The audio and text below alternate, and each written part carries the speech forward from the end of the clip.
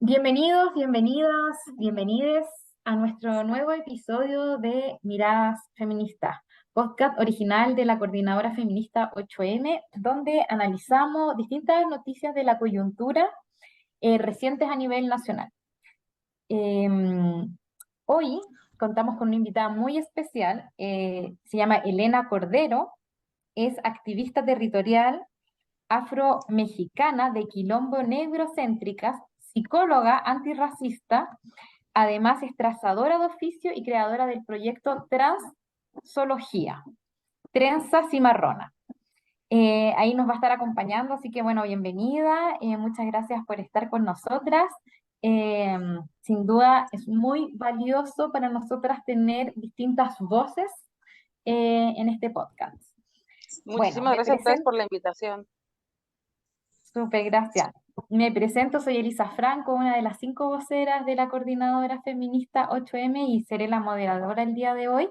Y quiero agradecer a mis compañeras también voceras, Sofía y Ana Paula.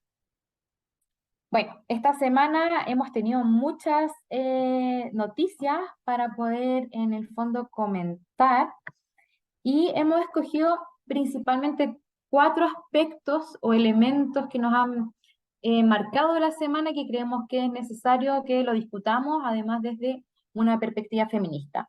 En primer lugar, obviamente, es la condena, ¿no? La lectura de la sentencia traducida en penas de Martín Peradenas, por un lado. Por otro lado, también el 25 de julio se conmemoró un día más de el Día de la Mujer Afrodescendiente, afrolatina, afrocaribeña y desde la diáspora, que también ahí estaremos con Elena, que nos va a comentar más profundamente. Por otro lado, un lamentable hecho que es el femicidio de Carolina Galvez. Hablaremos también sobre los femicidios.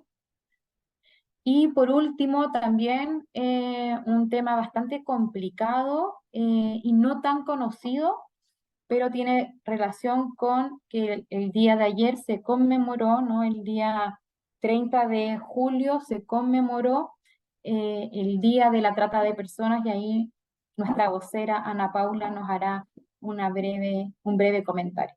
Así que todos estos temas hablaremos el día de hoy y les invito a quedarse a escuchar nuestro podcast Miradas Feministas. Bueno, justamente una de las temáticas que habíamos señalado que teníamos que comentar tiene relación con el veredicto de 17 años de condena de prisión para Martín Pradena, acusado específicamente de 2 delitos de violación y 5 de abuso sexual. Estos hechos fueron ocurridos entre el 2010 y el 2009. Para esto quiero invitar a Sofía que nos puedas dar una mirada feminista respecto a esta condena. Sí, Eli, muchas gracias. Bienvenidas a todos, a las compañeras también que van a estar hoy. Nos enteramos de esta noticia y que también la hemos estado siguiendo acá en el programa. Como me acuerdo cuando salió primero la sanción y estábamos esperando la lectura de la sentencia, y que yo creo, y aquí como con lo que podemos ver de las reacciones de los diferentes movimientos y de las diferentes compañeras, que conviven como al menos 2 impresiones. Una que es un avance, porque en otras circunstancias nunca habríamos llegado siquiera a una condena. Es muy difícil en Chile, y por la historia que tienen el Poder Judicial, que es patriarcal, clasista, racista, que los abusos sexuales y que las violaciones, en general que los delitos sexuales, lleguen siquiera a ser formalizados, investigados. Eso quiere decir que el sistema penal en general ni siquiera gasta plata en investigarlo, porque es tan difícil que, o tampoco le importa, digamos, hay diferentes visiones, que no se invierten esos recursos. Entonces, en ese sentido, sin duda abrazamos y valoramos también la valentía de la familia Barra y de las otras denunciantes también en desafiar a la justicia patriarcal a conocer este caso y que insistieron valientemente y con mucha fuerza, y por eso hay una condena. Ahora, está esta otra visión que también convive con la que te mencionaba, que es más acerca de si se puede hablar de que hubo perspectiva de género, por ejemplo, en la toma de decisión, o sea, que podemos hablar de que esto es un avance en relación a justicia feminista, o sea, que seguimos dentro de la misma justicia que tenemos y un avance dentro de esa justicia, como eh, creo que ahí hay como enfoques diversos para abordar lo que es esta noticia, pero por sobre todo, y yo creo que eso es algo que también caracteriza a nuestro movimiento, es como también abordar el tema de la reparación, saber que la sanción en sí misma efectivamente repara en la medida de que se inserta dentro del proceso de reparación de una familia, de víctimas, pero que la sanción en sí misma no busca reparar. Entonces también ahí nos queda la duda como a nuestro movimiento de esa otra patita, pues, de cómo vamos más allá de la sanción, porque también como conversábamos antes, la cárcel no va a terminar con la violencia de género, como la sanción penal no va a terminar con la violencia de género. Es una herramienta, es un mecanismo que existe hoy día en este estado, en los estados en general, pero también ahí tenemos que tener como ojo o delicadeza en cómo abordamos estos temas, y siempre también poniendo en el centro como el derecho a vivir una vida libre de violencia machista en todos los espacios públicos y privados. Ahí le doy el pase para las otras compañeras. Súper, gracias, Sofi. Yo creo que eso es fundamental de lo que tú señalas, que tiene relación con que como feministas y como movimiento feminista hemos señalado que si bien, y como tú dices, ¿no? Dentro de este sistema abundan, ¿no? La contradicción. Y nosotras vivimos en esa contradicción, ¿no? Entonces, por un lado, que se haya condenado a una persona, ¿no? Por abuso y por delitos de violación sexual, nos parece favorable, pero por otro lado no hay que perder la perspectiva, ¿no? Y que la perspectiva tiene que ver con que el sistema penal no es el encargado de solucionar las violencias que vivimos las mujeres. Esto es un problema estructural y que está llamado a ser solucionado a partir de una transformación, ¿no? Estructural de la sociedad. Y por lo tanto me parece que, tal como tú señalas, hay que poner el énfasis también en, en ese punto. No sé si Elena quisiese comentar algo, Ana Paula.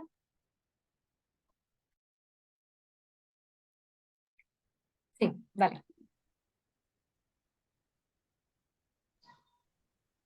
¿Quién? Elena, sí. Ah, perfecto, súper. Bueno, sí, o sea, creo que cuando hablamos, creo que Sofía tocó un punto muy importante, en tanto que a mí me hizo mucho eco, porque es algo que me ha tocado vivir en la práctica de lo que es el acompañamiento a las personas víctimas. Y es que muchas veces, no todas, porque esto tampoco es lineal, es decir, una persona víctima de abuso un día quiere ver que esta persona literal se pudra en la cárcel, literalmente. Otro día lo que quiere es dar vuelta a la página, no saber más. Entonces, no es un proceso lineal en ese sentido. Sin embargo, creo que a veces los esfuerzos están más en castigar y no digo que esté mal tampoco, ojo ahí, ¿no? Sino que pareciera que los pocos recursos que hay y lo poco todo está centrado de nuevo en el victimario, ¿no? Cuando más bien es quizá hacer un 50-50 y decir, bueno, ¿qué necesitas? En ese sentido, lo que comentas de una penalización, ¿no? El tema del sistema carcelario y tal, no es que esté mal, sino que por lo menos en mi muy personal punto de vista, aplica en caso que la persona lo solicite. ¿Me explico? Entonces, ahí en ese sentido creo que sí es bien complicado y creo que el primer paso es verdaderamente acercarnos a la contención desde una horizontalidad para no revictimizar eh, y entender también que si, ejemplo, empezó el proceso y después quiere parar, bueno, o sea, ¿no? También verlo por ahí, pero que creo que por lo menos creo que el desafío que tenemos a las personas que convergemos en el feminismo es ver estas nuevas formas, ¿no? Crear estrategias para una verdadera reparación, ¿no? Para que acá en el plano de nuestra mente pasemos de ser víctimas a sobrevivientes, ¿no? Y creo que es un clic bien importante y que no siempre se da, lamentablemente, y que también eso está bien. O sea, también hay que entender eso, ¿no? Entonces, en ese sentido, creo que sí es complicado y también entendiendo que el sistema carcelario en su base es colonial, es decir, tiene un perfilamiento racial como la mayoría de las instituciones, ¿no? Entonces también entender eso, o sea, Martín Pradena no creo que viva igual sus años de cárcel que un hombre y digo, a lo que voy, no estoy defendiendo a nadie, es solamente contextualizar, ¿no? Entonces es también entender esto, ¿no? O sea, de cierta forma es como que no sabemos, a mí por lo menos me ha tocado verlo en otros países, personas que están acusadas de abuso sexual, de violación específicamente, y tienen una condena de 25 años y terminan haciendo 7 porque buena conducta, porque pero comparten todas estas personas algo en común que es la racialidad. Entonces, en ese sentido, si hablamos de género, no podemos olvidarnos que por lo menos en este territorio de Abya Yala, el género se estipula como tal a partir de la racialización, ¿no? Y por eso es que también Angela Davis en su libro lo hace bien, bien presente, pues.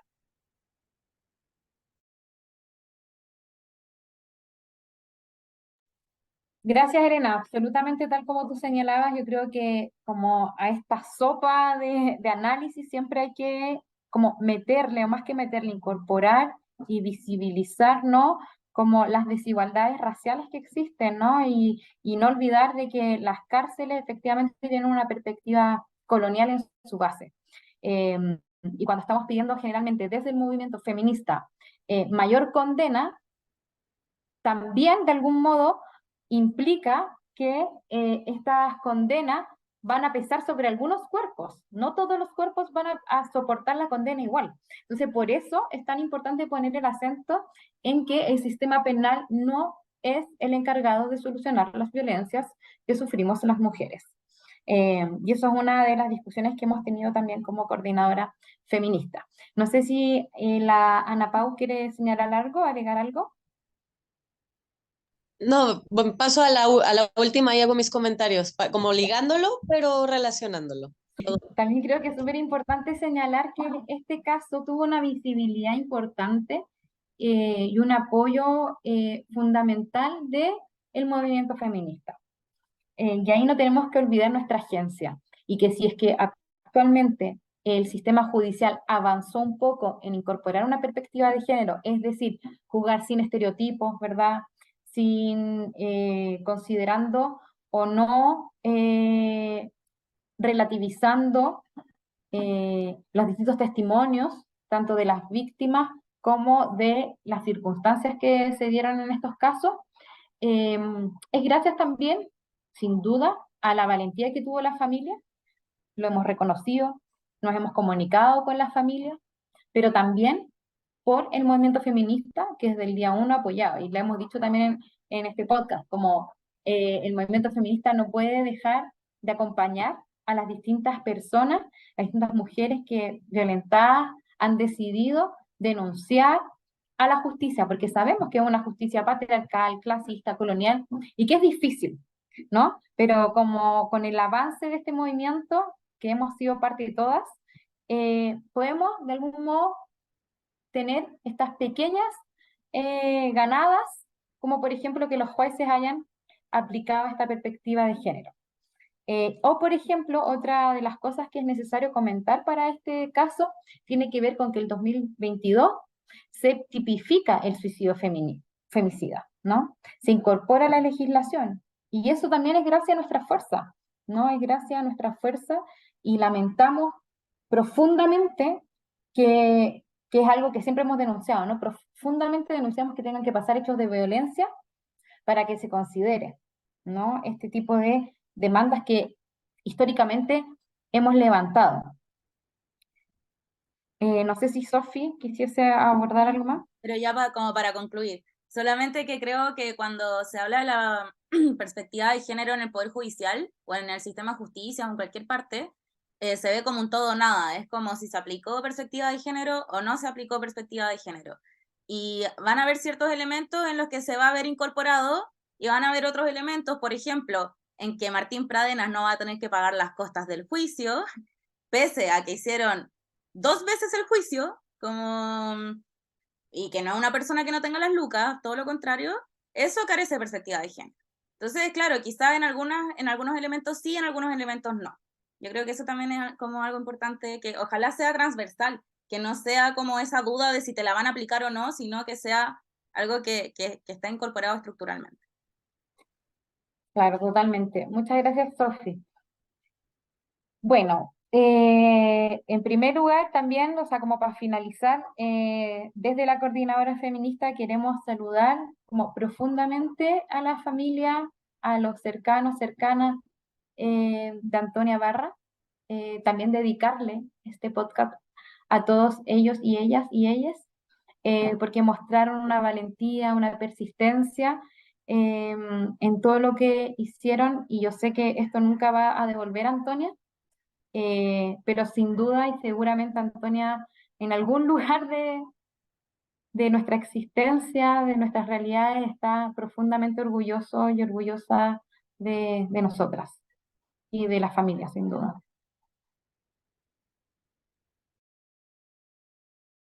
Bueno, vamos a pasar ahora a otro tema que también queríamos comentar, que tiene relación con que el pasado 25 de julio se conmemoró el Día Internacional de la Mujer Afrodescendiente, de las mujeres afrolatinas, afrocaribeñas y de la diáspora. ¿Por qué se celebra, se conmemora este día? Es porque en este día, en 1992, en Santo Domingo, se realizó el primer encuentro de las mujeres afrolatinas, afrocaribeñas y de la diáspora, con el objetivo de visibilizar las distintas violencias que tienen las mujeres, ¿no? A propósito de ser mujeres, pero además, como decía la compañera Elena, de estar racializadas, ¿no? Y buscar siempre esta conexión, sobre todo en nuestros territorios, ¿no? En el Ayala, este cruce que nosotras como latinoamericanas no podemos olvidar. Y tal como decía, para este segmento de nuestro podcast, invitamos a Elena Cordero. Voy a recordar que nuestra compañera es activista territorial de Quilombo Negrocéntricas, es psicóloga antirracista, además es trenzadora de oficio y creadora del proyecto Transología, Trenza Cimarrona. Bueno, en primer lugar, bienvenida.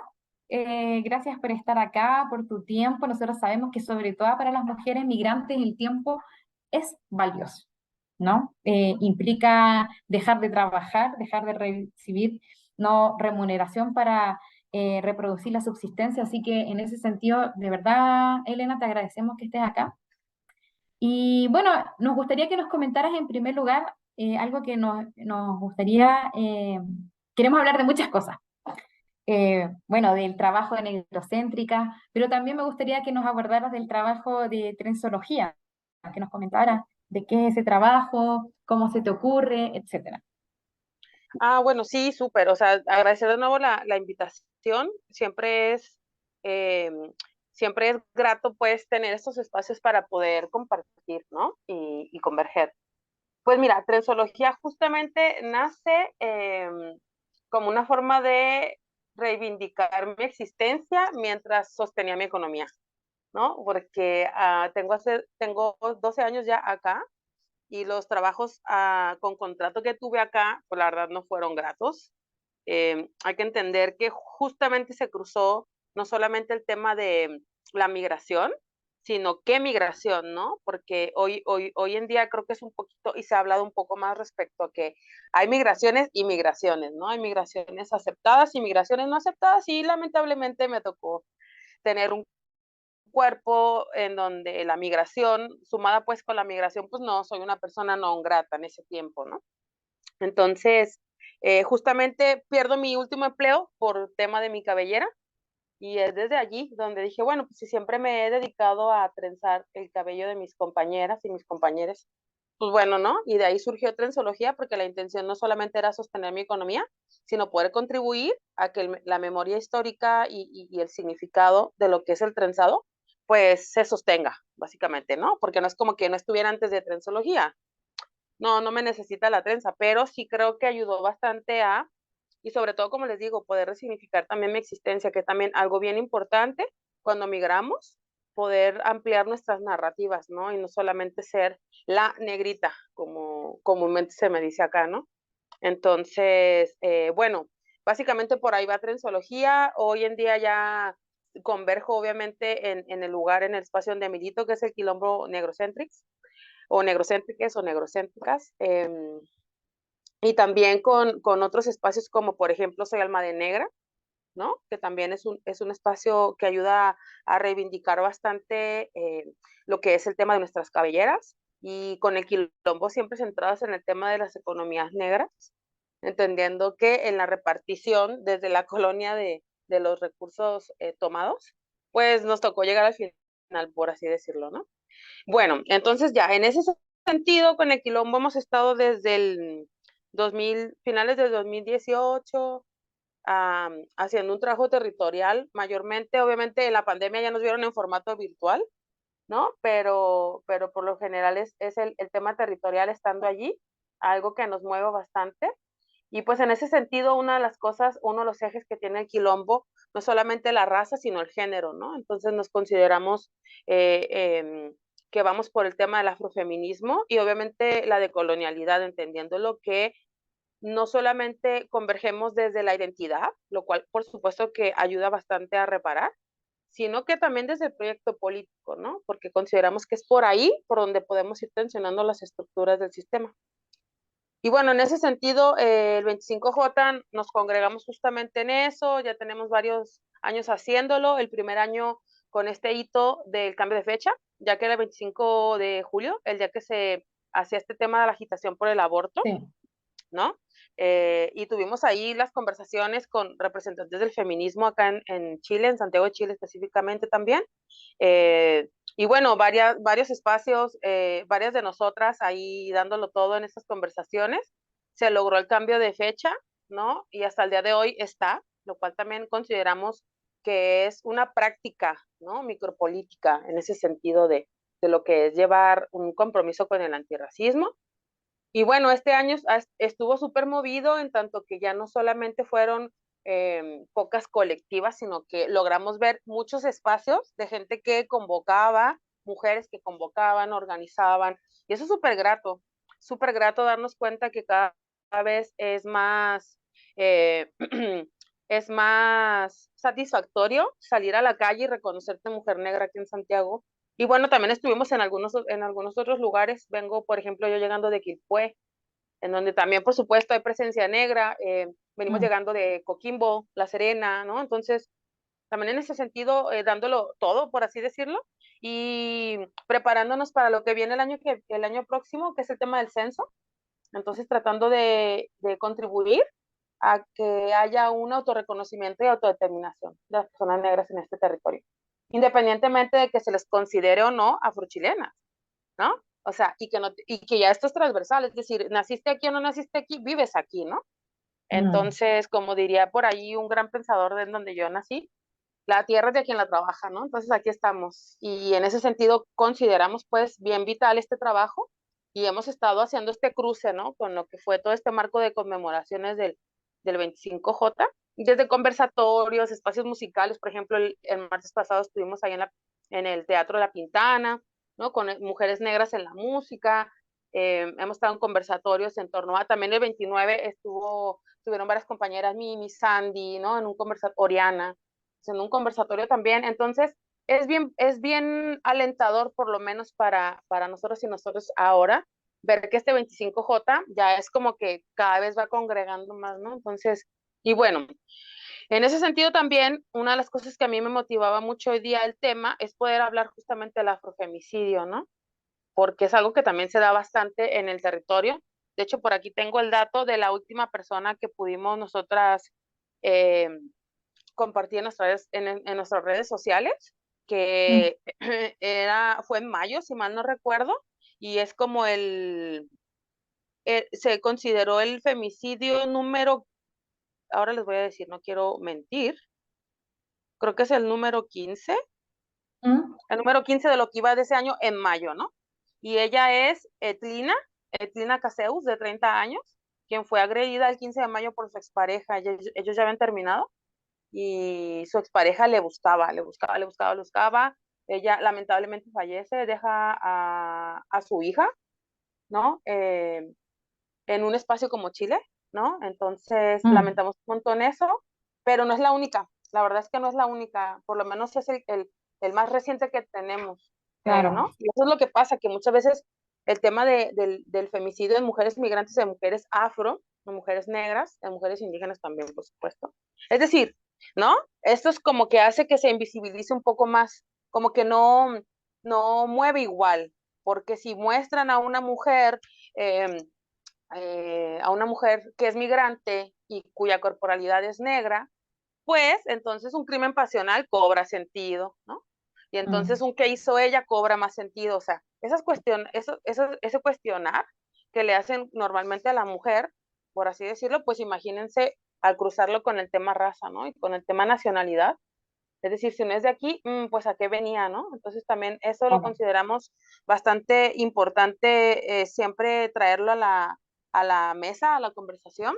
Y bueno, en ese sentido, usamos por eso el término de afrofemicidio, ¿no? Entendiendo que es este cruce de que no solamente asesinan a la mujer por ser mujer, sino que también por ser mujer negra, ¿no? O sea, no es lo mismo, ¿no? Esto viene desde la trata transatlántica, en donde muchas mujeres negras al no querer subirse a un barco o al no querer delatar a compañeras, ¿no? Eran abusadas y eran también asesinadas, ¿no? Bueno, de hecho, Después lo vimos, ajá, mm, cuéntame, no, de hecho algo que vamos a hablar después que ajá, tiene que ver con este cambio, ¿no? Como que antes, yo no sabía esto, pero hace poquito supe que antes el delito era trata de blancas, como que ajá, si a las mujeres negras no se le en el fondo, no sé cómo es el concepto específico, traficara, se le claro. Pues es que moviera, para eso estaba el mercado negro, ¿no?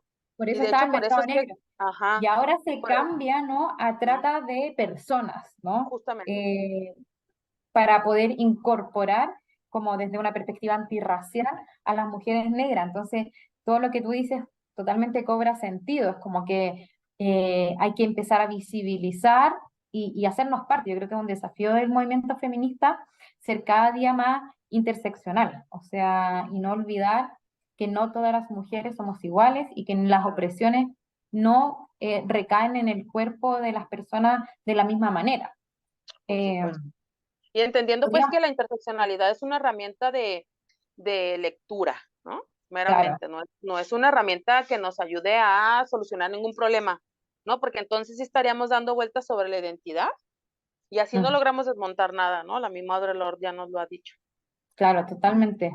No sé si la Ana Pau quisiese señalar, bueno, justamente el día de ayer eh, fue el día donde se conmemora el Día de la Trata de Personas, que es un aspecto, bueno, también es importante señalar que Chile siempre históricamente hemos señalado como que en este país ese tipo de cosas no suceden, ¿no? No, en Chile no hay trata de personas, en Chile no había narcotráfico, y como que si fuesen cosas recientes, ¿no? En Chile no se asesina cuando tuvimos 17 años de un Estado que asesinaba a sus habitantes, ¿no? Entonces, no, no sé si Ana Pau nos pudiese como señalar más que ella ha trabajado más en el tema de la trata. Ah, Hola, bueno, primero que nada, yo no trabajo tema de trata, es algo que menciono porque sí es algo bien importante que se nos olvida. Justo claro. parte del activismo migrante, entonces es como parte del Mm, mencionar qué pasa. Hay muchas personas expertas, creo que eso es súper importante y un poco también como haciendo el ligue del peso que tuvo este 25J, es como tenemos que hablar y señalar a las personas que trabajan ciertos temas, ¿no? No siempre podemos tener a 7,000 invitadas, porque si no me habría encantado invitar como a 5 personas más, pero por ejemplo, dentro de la misma coordinadora feminista está Erika, que es una totalmente. activista argentina que ella ahorita está en RAT, Chile, y está en Mm, RAT Argentina. Y gracias a ella fue que pues me estuve informando un poco, de hecho, para hoy y siguiendo un montón de noticias, cosas, porque pues el tema de la trata es algo bien complejo, ¿no? Nos los hacen creer, primero, antes nos lo hacían creer como trata de blancas, ¿no? Creo que todas llegamos a decirlo en algún momento hasta que llega alguien y te dice, no se dice así. ¿Por qué? Totalmente. Primero porque mujeres. Primero, no es solo de mujeres blancas. Segundo, ¿no? Entonces, como que se empieza a abrir más el mundo. Y a mí personalmente el tema de la trata es algo que me duele mucho. Mi familia es de Jalisco y específicamente Tlajomulco de Zúñiga, que es donde vive mi mamá, es uno de los lugares con más cantidad de desapariciones. Y uno dice, ah, pero ¿qué tiene que ver una con la otra? Y ahí es donde uno dice todo. Todo tiene que ver las desapariciones con la trata y el tráfico ilícito de personas, ¿no? Y bueno, primero que nada, como para quien escucha y no sabe qué es la trata de personas, trata es la captación, el transporte, el traslado, la acogida o la recepción de personas que recurriendo a la amenaza, el uso de la fuerza, el rapto, el engaño, la sospechería o la incitación, hacen como abuso de este poder que hay de una persona con mayor poder sobre alguien con menos poder o que cree tener menos poder, puede ser cualquier género, puede ser cualquier edad, puede ser bajo cualquier finalidad y la llevan, la toman contra su voluntad o con esta sospechería y la llevan a un espacio para el fin de explotación. ¿Por qué es importante como dejar abierta la palabra explotación? Porque a veces creemos que la trata de personas es únicamente con el fin de explotación sexual y no es así. El primer episodio de este podcast hablamos sobre un caso de esclavitud actual en Chile, por ejemplo, ¿no? Y que era de trabajo forzado y eran personas víctimas de trata. Esa fue la tipificación del delito, por Y ejemplo, ahí, ¿no? Ana Paula, a mí me gustaría hacer también una acotación súper pequeña que tiene relación con que incluso muchas veces el delito de trata se da con voluntad de las personas, o sea, que tiene que ver con que una quiere ser transportada, ¿no? Incluso en la comunidad migrante, y eso no le quita el carácter de gravedad y delito. Cuando, por Claro. ejemplo, no Y sé, también ahí tiene, la definición de trata y tráfico ilícito, porque el claro, tráfico ilícito también implica el traslado de fronteras y no necesariamente el tráfico ilícito es con fines de trata, por ejemplo, y no claro. toda la trata es con tráfico ilícito, es como, justo por eso existe tanta tipificación en los Sí. delitos. Creemos que a veces es solo ponerle muchos nombres a una misma cosa y no. Cada palabra tiene su propia significado y es bien importante saberla identificar. Ahora, ¿por qué es tan importante hablar de la trata? Es porque justo no sabemos quién de nuestros vecinos, vecinas, podría estar en situación de trata. ¿A qué vamos con esto? Una forma de identificarlo, por ejemplo, alguien que menciona, una compañera de hecho pasó eso de, ay, es que mi pareja me dijo que me guarda el pasaporte. Y yo como que primera cosa que le dije, no, no sospechando de su pareja ni nada, pero fue como tu pasaporte no se lo debes dar a nadie. Tú sabes dónde está, a lo más como alguien de extrema confianza, tú lo portas contigo cuando pues estás todavía sin identificación, si viajas está pegado a tu pecho, aunque suene exagerado, suene como mamá, ¿no? Pero es Mm. como hay formas de esta identificación. Con los niños, por ejemplo, que además los niños lamentablemente son utilizados para el tráfico de órganos, que es algo que también es un tema, justo la misma cara que pone Elisa es la que yo creo que todos ponemos cuando escuchar eso, pero es el siempre estar pendiente y no se trata de estar así como abrazando y nunca voy a soltar a la infancia, ¿no? Como el no, no, porque le puede pasar cualquier cosa, pero estar consciente dónde se le deja, estar consciente de si hay algún familiar o algún ser que está teniendo como intentos de engaño, de secretos. En el caso de las personas adultas, lo mismo, ¿no? Como te ofrecen una oferta laboral así bien maravillosa de vete a Canadá y trabaja, por como además las visas lo permiten, ¿no? O Mm. sea, tú dices, ay, puedo ir a Canadá a trabajar en el picking, no sé cuánto, y voy a aprovechar esta oferta que viene en internet donde me tramitan la visa, me tramitan el viaje, y ¿qué pasó con la persona? Nunca te vuelves a enterar dónde está. Bueno, yo Y también, sí, perdón. Quiero darle la palabra a Elena también, pero quería solamente decir una Pero cosa. si quieres que Sí, termine Ana Pau, sí, si no Ana hay Paula, problema. mejor. Sí, sí, sí. Sí, dale, dale. dime. Entonces es bien importante poder identificar esos espacios porque justo hay muchos tipos de trata con fines de explotación sexual, con fines de explotación laboral, tráfico de órganos, servidumbre también. Y parte de cómo lo podemos empezar a identificar es justo viendo a nuestro alrededor, donde cuestionarnos el por qué, por ejemplo, podría haber un menor de edad o una menor de edad trabajando en un espacio donde sabemos, no sé, que es de maquilas. Poder también identificar que una persona, si te dice, para mí algo como migrante, si me dicen, retuvo mi pasaporte, para mí es un foco así donde rápidamente le tengo que avisar a Eri de creo que aquí hay una mexicana en una situación medio rara, ¿no? O el que te dicen, ay, tengo esta invitación a un viaje y se fue de viaje y qué pasó. Entonces, estar súper pendientes no significa vivir con miedo y quitarnos la libertad del espacio, pero es vivir viendo hacia todos lados. Y bueno, algo que sí o sí tenemos que estar conscientes es que en Chile hay protección para las personas víctimas de trata y tráfico ilícito de personas, hay posibilidades de pedir un refugio cuando eres víctima, que te repatrien a tu lugar de origen, que te patrien en Chile también, y que para eso pues somos muy ACAB y todo lo que quieras, pero también por eso existen ciertos niveles de institucionalidad y nuestro deber como activistas en la exigencia es que no haya esta perspectiva racista, que no haya esta perspectiva misógina, que no se repita la victimización, sino que se haga conforme la ley y que la ley sea pro derechos humanos. Entonces, ahí como que va. Y bueno, estar pendientes, siempre las conmemoraciones son anuales, pero no porque una cosa es un día al año significa que el resto de los días bajamos la guardia. Gracias, Ana Pau. Sí, pues justamente hay algo que a mí me gusta, que me dejó a mí de enseñanza en su momento Chicuriel, respecto a que para entender cómo funcionan las cosas, pues es necesario historizar, ¿no? Entonces, en ese sentido, si historizamos la trata de personas, pues obviamente llegamos, por lo menos respecto a la afrodescendencia, a la trata transatlántica, ¿no? De ahí ese nombre también. Entonces, es entender que puede parecer voluntad, ¿no? Puede decir, elegí, es como, pero tú viniste porque aquí, no, no, no, o sea, hay que entender, es más complejo que eso, ¿no? O sea, puede parecer aparentemente que se decidió, pero pues es como lo que pasa en las elecciones a veces, ¿no? Decidimos por el menos peor, ¿no? Entonces, en ese sentido, a veces que parezca que decidió la persona que está siendo víctima de trata, no significa que haya estado en las capacidades, en las habilidades, en el espacio, todos esos factores que pueden llevarnos a decir, sí, estaba ejerciendo ese poder de decisión, ¿no? Sino que casi siempre es coerción de una o de otra forma, ¿no? Y por eso les decía, para mí es bien, bien importante historizar.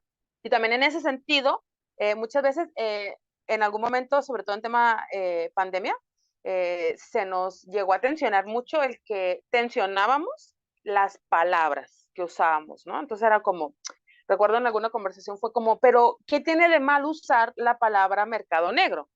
Por ejemplo, ¿no? Pero mercado negro es una palabra que sostiene el imaginario sobre la trata de blancas, en donde el mercado negro, es decir, las personas negras, eran las que hacían negocio con las personas blancas, ¿no? En donde en realidad era al revés, básicamente, ¿no? Entonces, creo que en ese sentido, una de las cosas que en el Quilombo buscamos mucho es poder historizar cuando hablamos de ciertas cosas que estamos viviendo, ¿no? Entonces, bien lo mencionabas tú también, Eli, el tema de decir, el narco lo trajo la migración, ¿no? Y es como, no, no, espérate, o sea, historicemos, ¿qué pasó en época de dictadura, no? No, es que y bueno, y acá que, o sea, es historizar, mantener la memoria histórica fresquita, por así decirlo, ¿no? Entonces, en ese sentido, también podemos darnos cuenta que el tema del afrofemicidio, pues también tiene un origen, ¿no? Y que tenerlo esto en cuenta, no, creo que puede ayudar a desarticular o a tambalear un poquito más la estructura, ¿no? Que invisibiliza cuando una mujer es asesinada, cuando una mujer a lo mejor no es golpeada, pero no come todo el día porque su pareja no dice que no, o porque no puede acceder a toallas sanitarias porque no está trabajando y su empleador no le permite salir. O sea, un montón de cosas que suelen pasar, ¿no? Entonces creo que en ese sentido que es bien importante mantener un ejercicio diario de historización, porque eso también nos puede ayudar a tener un poco más de conciencia sobre nuestras prácticas cotidianas, ¿no? Entendiendo que las prácticas cotidianas son reflejo de lo que la estructura nos ha dicho que debe ser, ¿no? Entonces es dejar de actuar en automático.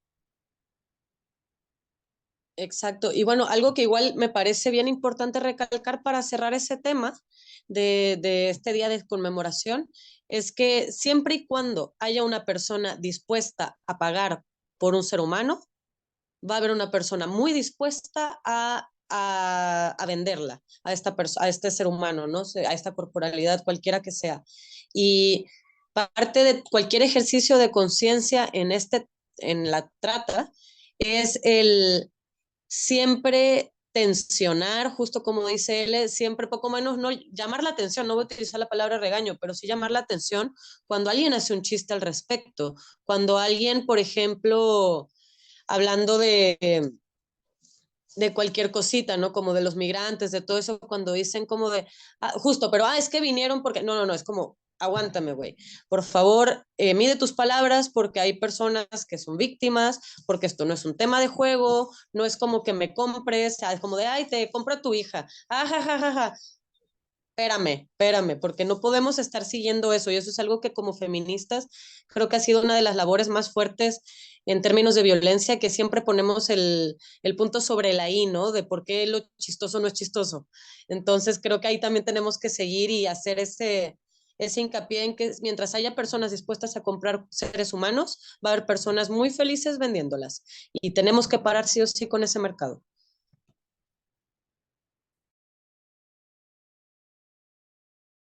Gracias, Ana Paula. Y hay algo solamente que quería agregar un punto que mientras hablaban eh, tiene que ver con que creo que también hay contextos como que facilitan o propician la trata. Y creo que, por ejemplo, la rigidización de las fronteras, la falta de regularización de las personas migrantes, todo eso no es solo, ¿no? Como que uno lo ve desde el punto de vista y lo asocia, lamentablemente, el gobierno lo asocia constantemente a, por ejemplo, la inseguridad. Pero no es solo la inseguridad de la población chilena, sino también es la inseguridad de la población migrante, ¿no? Que en el fondo también es víctima de delitos que están asociados y que no solamente puede ser con, como en el caso del caso, valga la redundancia, que vimos en el podcast de los primeros podcasts que hicimos, ¿no? Que tiene que ver con que no es que venga un extranjero a cometer un delito, sino que son los mismos chilenos que cometen el delito, ¿no? Con una persona migrante. Entonces, también yo creo que el tema de la regularización de la migración y el cómo en un país se aborda esta temática, favorece o no favorece tipos de delitos, donde no solamente, insisto, los chilenos, las chilenas somos las víctimas, ¿no? Sino que también la propia población migrante. Eso como que quería eh, Sí, pues acotar. es que una de las cosas que pasa con la migración es que al perder la nacionalidad, pareciera que pierdes tu condición de humano, ¿no? Y en ese sentido es muy parecido a lo que pasa con el racismo, en donde por nacer en una corporalidad racializada, negra, marrona, ¿no? Ya Mm, no eres humano, ¿no? Entonces, en ese sentido, obviamente la probabilidad de que te suceda es elevadísima, elevadísima. Yo recuerdo una vez cuando extranjería aún estaba en Santo Domingo con San Antonio, una persona migrante se acercó a decirme que me podía vender un carnet de identidad, ¿no? Y entonces, entre los comentarios que llegué a escuchar de gente chilena transitando por ahí, fue como, ven, estos migrantes vienen a traficar y a hacer cosas, tránsfugas y tal. Dije, mm, es que reflexionemos un poco. ¿Qué nos hace pensar que una persona migrante tiene la capacidad de acceder a documentos oficiales, mm. ¿no? Para falsificarlos, etcétera, etcétera? Entonces, es eso, ¿no? Es historizar, pero creo que a la vez nos da miedo, porque este es un viaje de ida. Y cuando nos damos cuenta de eso, pues ya no queda más que solidarizar y empatizar, ¿no? Y por eso es que considero que en el tema de lo nacional chileno, eh, fortalecer a cada rato la otredad, bueno, en México pasa algo muy parecido, aunque parezca que no. Mm. Fortalecer todo el rato el imaginario que deshumaniza a la otredad es vital, ¿no? Entonces, en ese sentido, creo que justamente y a mí por eso me gusta mucho que hoy día se hable de trata de personas, porque al decir trata de personas estamos humanizando, nos estamos dando cuenta que es una persona que tiene una historia, que es un sujeto histórico, ¿no? Entonces, Eso también lo encuentro bien, bien importante. Entonces, por lo menos mi invitación es eso, ¿no? A que vayamos historizando, ¿no? En que si vamos a hablar de inmigración, historicemos. ¿Cuál es la metodología que tiene Chile para tratar los procesos migratorios? Pues colonial, básicamente, ¿no? Como casi toda América Latina, ¿no? Entonces creo que también es importante no perder foco en eso. Claro, situarnos, o sea, como que creo que nosotras estamos desde un feminismo situado, ¿no? Contextualizado y no abstracto, ¿no? No abstracto y liberal. Para terminar este tema, me gustaría señalar que hace poquito, yo al menos lo vi hace poquito, puede ser que me estoy equivocando, pero que se hizo un Instagram, ¿no? Un Instagram de una red que se llama Red al Alto Tráfico y la Trata, perdón, Red Alto al Tráfico y la Trata, RATT, RAT. Y para que lo busquen, se llama rat con doble t punto Chile. Todavía tiene poquitos seguidores y seguidoras, así que sería bueno de que nos sumáramos a seguir a este Instagram porque visibiliza esta temática que estamos hablando y además nos va informando respecto a las distintas actividades y las distintas demandas que tienen las personas que están comprometidas y trabajan activamente en el alto al tráfico y a la trata. Así que eso. Bueno, ya estamos terminando, pero antes de terminar, nos gustaría no nos, comentar algo también que ya lo abordamos, pero que tiene que ver con los femicidios. Eh, Lamentablemente, eh, a la fecha 31 de julio del 2023, es decir, a mitad de año, eh, tenemos 22 femicidios consumados. Y el último femicidio se trató de Caro Galvez, ¿no? Una mujer de 33 años que ya tenía una denuncia por violencia de género y que lamentablemente fue asesinada por su ex conviviente con quien tenía una hija.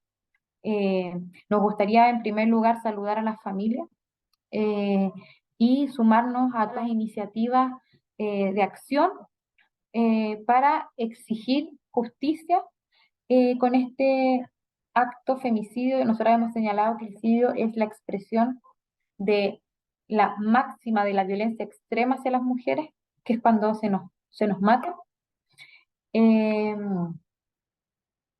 No sé si alguna de ustedes quisiera comentar.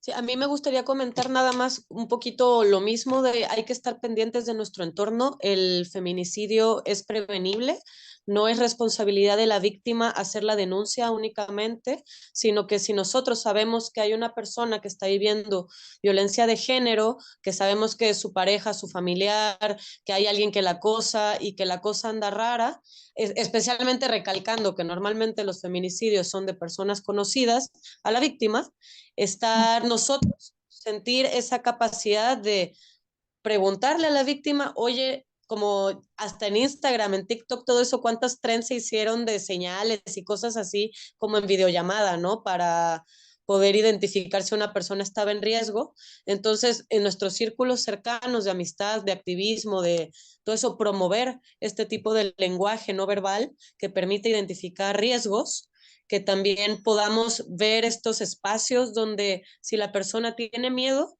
no esperar a que muera para decir, ay, yo lo sabía. No, nosotros tenemos toda la capacidad de denunciar también y tenemos el deber social de decir algo está pasando. Y cosas también, volvemos a lo mismo, la Elena ya lo dijo, no come, no tiene acceso a su celular, es que me caí varias veces de la escalera y fíjate que pues así me rompí el brazo, ¿no? Como estar muy pendientes de esos comentarios. Ahí especialmente con las mujeres que no tienen círculos, no solo las migrantes, porque también una persona puede ser de Punta Arenas, estar en Santiago y que su único círculo está en Punta Arenas, o puede estar en Iquique. Entonces, reconocer que incluso aunque la persona tenga familia y amistades acá, no necesariamente significan ser un círculo seguro. Así que estar pendientes del entorno, promover la denuncia, promover las propuestas ciudadanas para ver cómo se facilita la denuncia, la tipificación de femicidio. Entonces, ahí tenemos nuestra labor como agentes sociales. Sí. Súper, gracias, Paula. Bueno, a mí me gustaría añadir a las palabras de mi comadre Ana Pau, que el desafío que creo que tenemos como todas aquellas personas que convergemos en espacios de feminismo, de feminismos, perdón, es cómo estoy siendo yo una red de apoyo, ¿no? Porque necesitamos red de apoyo, yo creo que todas las personas, pero a su vez, ¿cómo estoy yo dispuesta o dispuesta a ser una red de apoyo, ¿no? Porque muchas veces vemos a la amiga, a la comadre, qué sé yo, en un espacio, en un momento de vulnerabilidad y queremos tomarla y sacarla de ahí y se acabó y desaparecer al susodicho. No, eso no necesariamente se va a sostener, ¿no? Entonces, justamente, como mencionaba Ana Pau, si es una persona, a lo mejor de aquí mismo de Santiago, nacida y criada en Santiago, que está viviendo esto, pues preguntarse qué está pasando con sus personas cercanas que no siente la confianza para solicitar ayuda o que cree que no va a poder salir de esa situación, ¿no? Entonces creo que en ese sentido tenemos un gran desafío y es cómo en lo cotidiano estamos o no dispuestas a hacer esa red de apoyo, ¿no? A empezar a trenzarla, pues. Súper también. em, las redes de apoyo son muy importantes entre mujeres, que nos vayamos también eh, conteniendo y como decía también Elena, trenzando esta cadena. eh, Sobre todo, yo creo que tiene que ver con estos espacios de contención, ¿no? Y de denuncia. Me gustaría señalar un aspecto de este caso que es grave, ¿no? Que es muy grave, que tiene que ver con que la defensa del imputado eh, señaló o va a proponer la tesis ante la justicia de que él tenía problemas psiquiátricos y que en el fondo él actuó porque era un enajenado, como se dice en jerga judicial, mental, ¿no? Y yo creo que hay que señalar muy claramente que no es una enfermedad, ¿no? Como los femicidas no son enfermos. Como hemos dicho, las feministas son hijos sanos del patriarcado.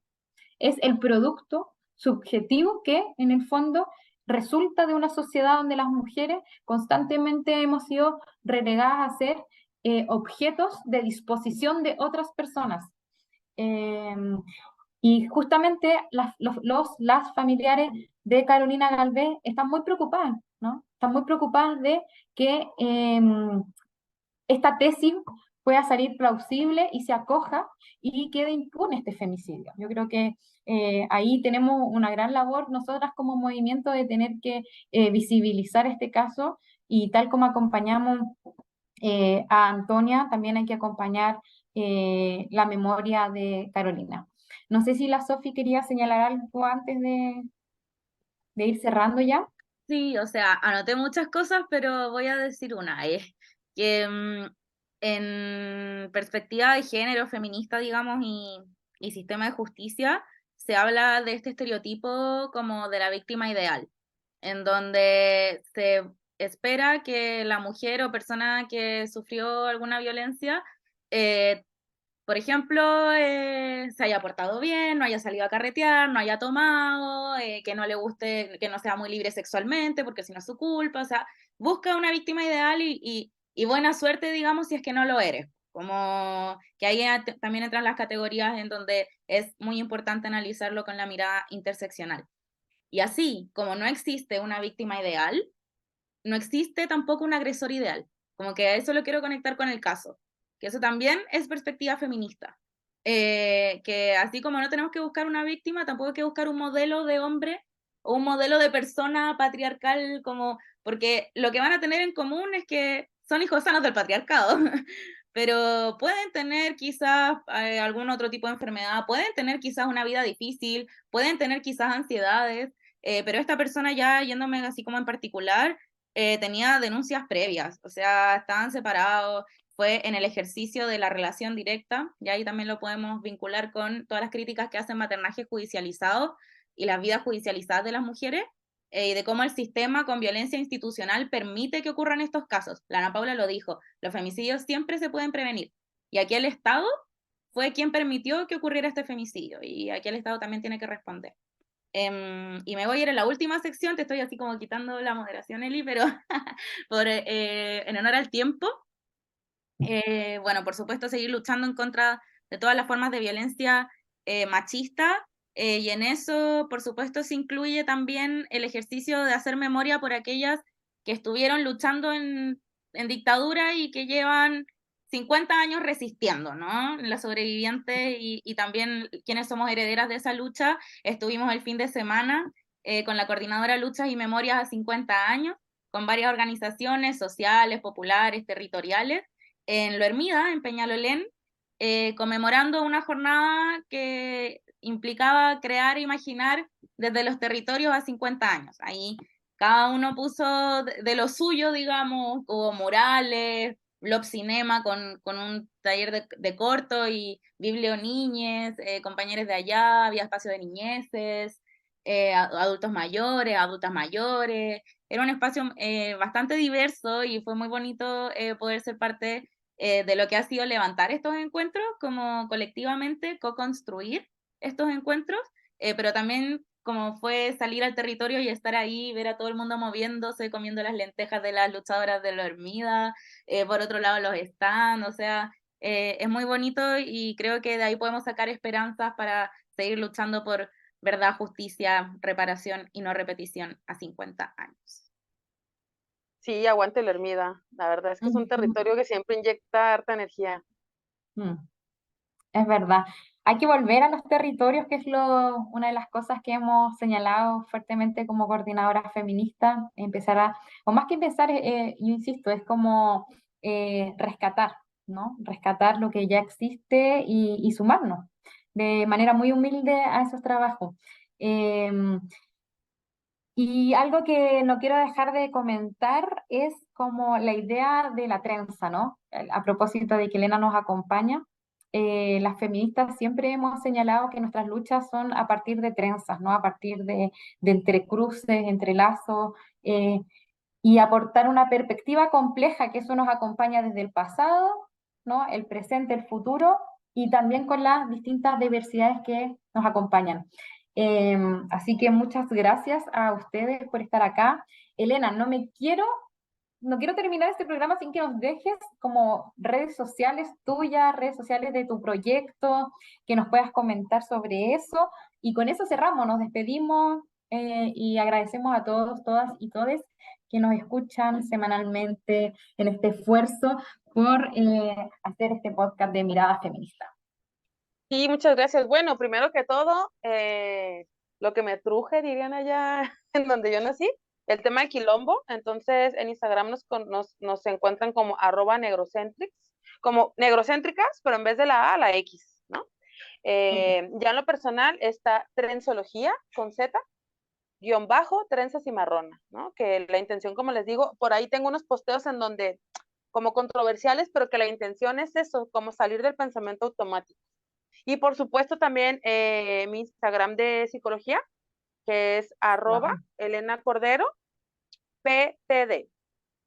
PTD, psicóloga, terapeuta descolonial. Porque para mí la psicología sin lucha descolonial termina siendo coaching. Entonces, por ahí va la cosa. Así que muchísimas gracias por la invitación. Súper bacán, gracias Elena, gracias al colectiva Quilombo Negrocentric para estar acá, a Ana Pau y a la Sofi, y me despido de todos y todas. Un abrazo. Chao. Chau. ¡Chao! Ya.